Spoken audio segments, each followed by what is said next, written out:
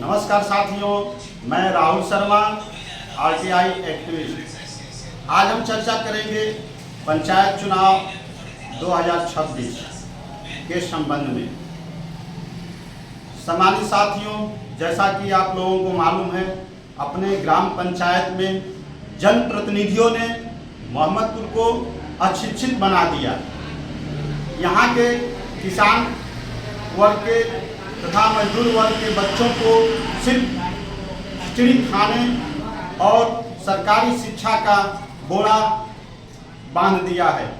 अगर उस बोरा को हटाना है तो अगली पीढ़ी को मजदूर नहीं बनाना चाहते हैं तो बिना सरस्वती शिक्षा के साथ बिना पढ़ाई का कोई रास्ता नहीं है। अगर आपका बच्चा अनपढ़ है तो किसी की सरकार आ जाए, सपा की आ जाए, बसपा की आ जाए, भाजपा की आ जाए, आपके अनपढ़ बच्चे को कोई डॉक्टर, इंजीनियर, कलेक्टर नहीं बना पाएगा। यही बात मैं आपको बता रहा हूं।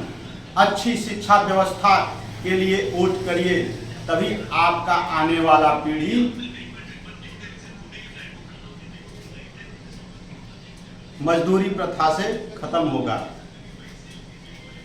सम्मानित साथियों, जैसा कि आप लोगों को पता है, अपने ग्राम पंचायत में जिस विद्यालय में 10 या लगभग 15 बच्चे शिक्षा ग्रहण कर रहे थे, उस विद्यालय को कायाकल्प योजना के तहत निर्माण कराया गया, सुंदरीकरण करवाया गया।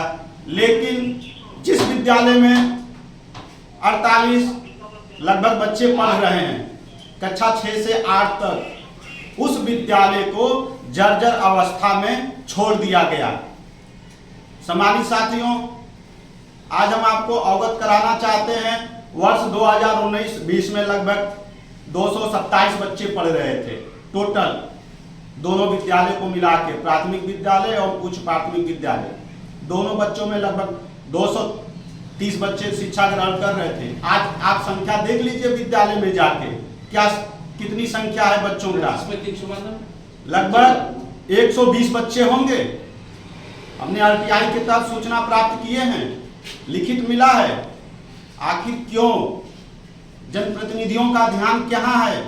नाली गली को हम विकास नहीं कहते हैं। जनप्रतिनिधि नाली, रोड, जाति, धर्म के नाम पे वोट आपसे ले रहे हैं और आपके बच्चे को अनपढ़ बना रहे हैं, ताकि आपका बच्चा मजदूर बना रहे और उनके बच्चे अच्छे शिक्षा व्यवस्था में पल रहे हैं। आने वाले चुनाव में हम ये नहीं कहते हैं खाइए पीजिए नोच के, लेकिन वोट दीजिए सोच के।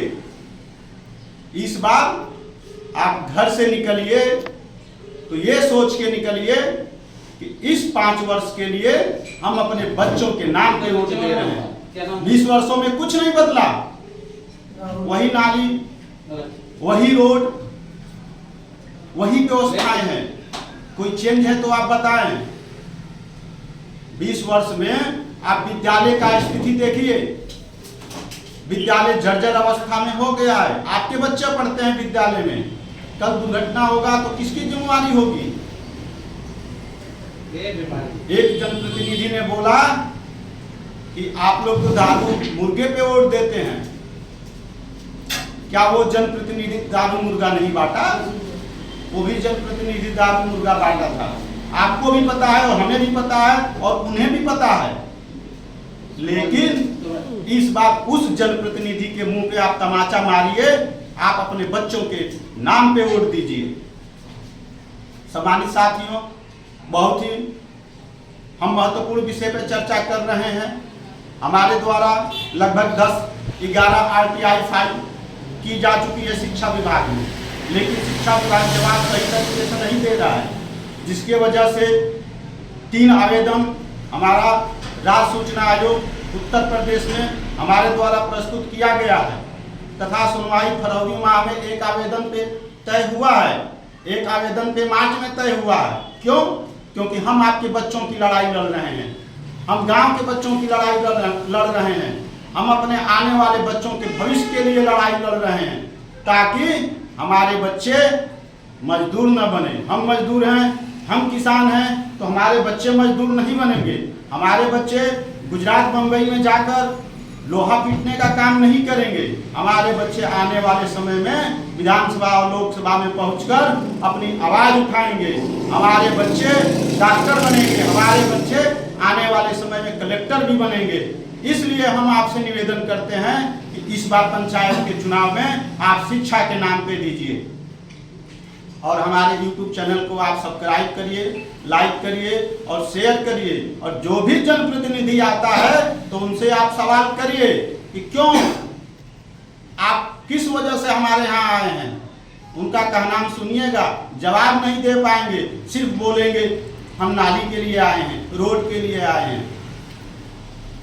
असली व्यवस्था तो शिक्षा का होना चाहिए। शिक्षा का स्तर नीचे गिर चुका है। आपके पास पैसे नहीं है, मध्यम वर्ग के पास पैसे नहीं है कि प्राइवेट विद्यालय में अपने बच्चों को पढ़ा सके।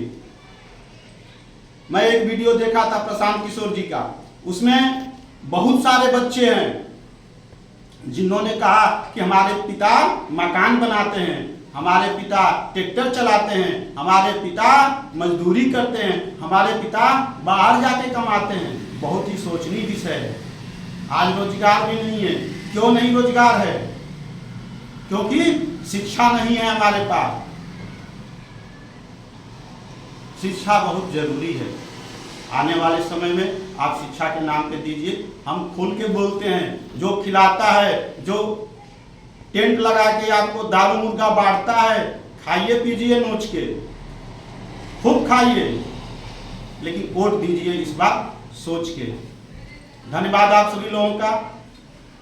मैं राहुल शर्मा, RTI एक्टिविस्ट, गाजीपुर।